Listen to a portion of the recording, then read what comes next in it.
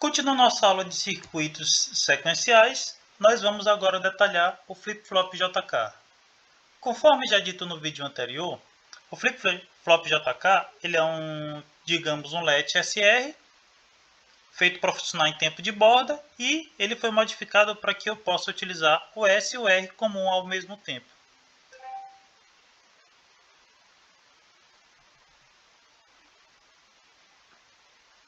Continuando aqui o assunto da aula passada, nós vamos falar hoje sobre flip-flop JK. É o tipo mais básico de flip-flop que nós temos. Ele é um latch SR modificado. Primeiro, para funcionar em tempo de borda, por isso ele é um flip-flop. Segundo, no flip-flop JK eu posso entrar com 1 em 1 nas duas entradas, que não era possível fazer isso lá no latch. Aqui, se eu fizer isso, eu vou inverter o valor que estava dentro dele. Aqui é o esquema do flip-flop JK. Perceba que eu tenho um latch SR, eu tenho a entrada de clock, eu tenho essas portas AND aqui. Que, neste caso aqui, se eu, mais uma vez, entrar com 1 no J e no K, o valor que estava armazenado aqui vai ser invertido, ok? Perceba que a entrada J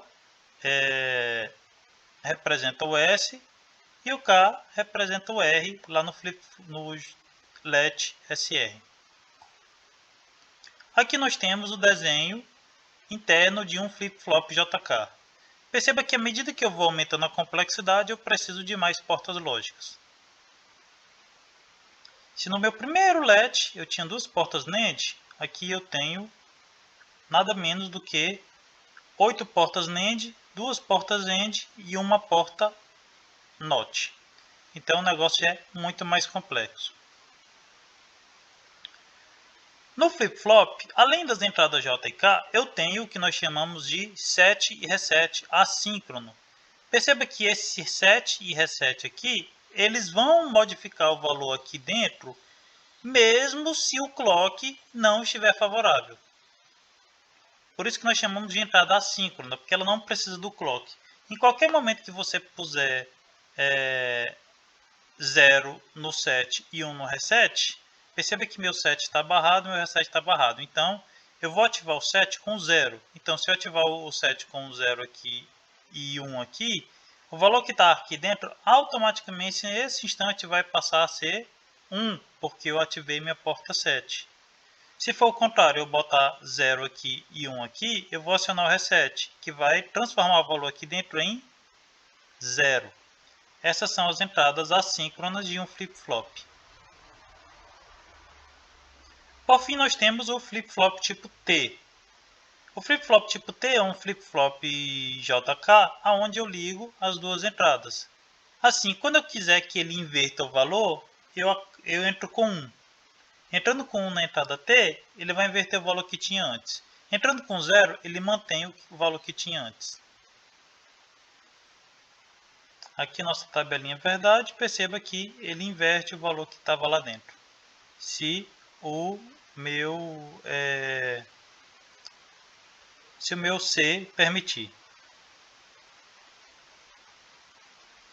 Temos também o flip-flop tipo D.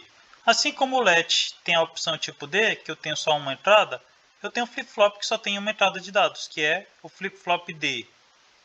Perceba que é muito simples. Eu tenho a entrada, inverto o K e aí o valor que tiver aqui na entrada D vai ser armazenado aqui, desde que o clock assim o permita. Agora faremos um diagrama de forma de onda aqui para a gente ver o que acontece. Lembre-se que meu flip-flop, o valor, ele entra na borda de subida e sai na borda de descida. Perceba que quando o clock estava alto, minha entrada D era 0. Então meu flip-flop não vai fazer nada. Ele vai manter o valor que tinha antes. Ele tinha 0, continua com 0. No próximo ciclo de clock, ele tinha o que na entrada aqui no início? 1, o D era 1. Esse 1 entra nessa borda de subida e ele vai aparecer na saída na porta de descida, que é o tempo que você leva para passar do primeiro latch para o segundo latch que está aqui dentro. ok? Quando aqui o meu D for 0, esse valor que está aqui na entrada vai aparecer na saída. Na entrada eu tenho quanto aqui? Eu tenho 1 na entrada. Ou eu tenho 0 na entrada. Então, esse valor 0 aqui na entrada D, ele vai aparecer na minha saída, na borda de descida, que foi exatamente aqui. Se eu tiver 1 e 0, meu flip-flop vai automaticamente armazenar 1 e 1.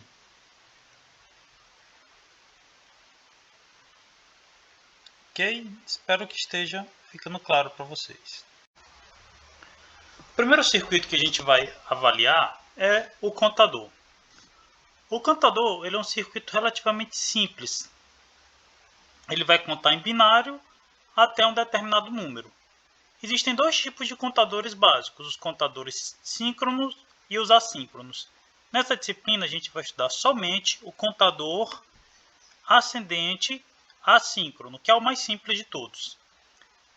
Existem contadores crescentes e decrescentes, síncronos e assíncronos. Como já dito, a gente vai utilizar somente o crescente e assíncrono, ou seja, só um deles vai receber a entrada de clock.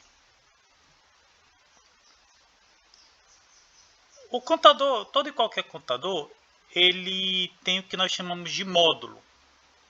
O módulo de um contador, ele é o número de possíveis estados que esse contador pode apresentar antes de retornar ao estado inicial. Neste caso, um contador com 4 flip-flops, por exemplo, ele tem 2 elevado a n estados. Ou seja, um contador de 4 flip-flops ele vai ter 16 estados diferentes, ou seja, módulo 16. É possível que eu programe o contador para ele parar em um determinado número. Isso é muito comum. Se você já ativou um micro-ondas, você coloca, por exemplo, 3 minutos. Na prática, lá dentro, o dispositivo está programando um contador que vai contar a partir de 3 minutos decrescente até 0. Então, é uma aplicação prática de contador, embora a gente não precise programar, porque alguém já fez aquela interface que vai fazer essa programação automaticamente para nós. Aqui nós temos um contador binário assíncrono crescente de módulo 16. Aqui ele está feito com um flip-flop JK. Perceba que já que eu estou usando o flip-flop JK, eu tenho que conectar as duas entradas J e K a uma entrada 1, que aqui eu estou representando por VCC. Perceba também que só o algarismo menos significativo, você percebe aqui que é um Q0, ou seja, é o algarismo menos significativo e está ligado ao clock. O próximo flip-flop ele está ligado à saída do primeiro.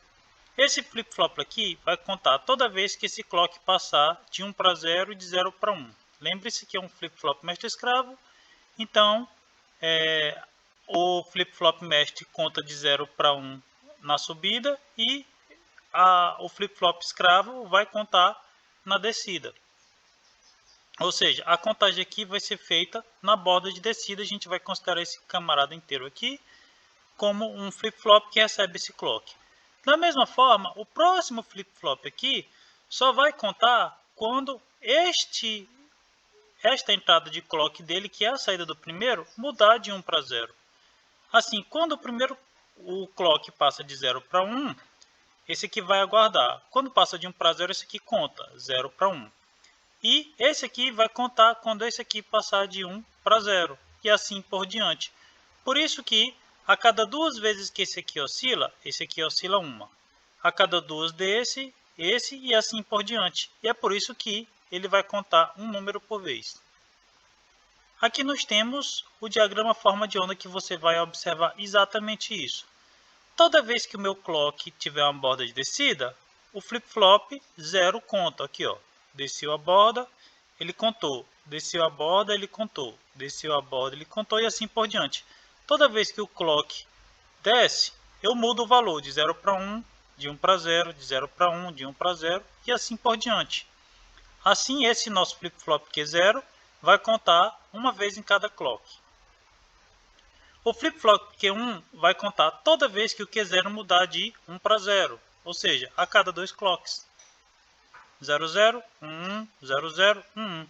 E, analogamente, toda vez que este flip-flop Q1 contar de 1 para 0, o Q2 vai contar.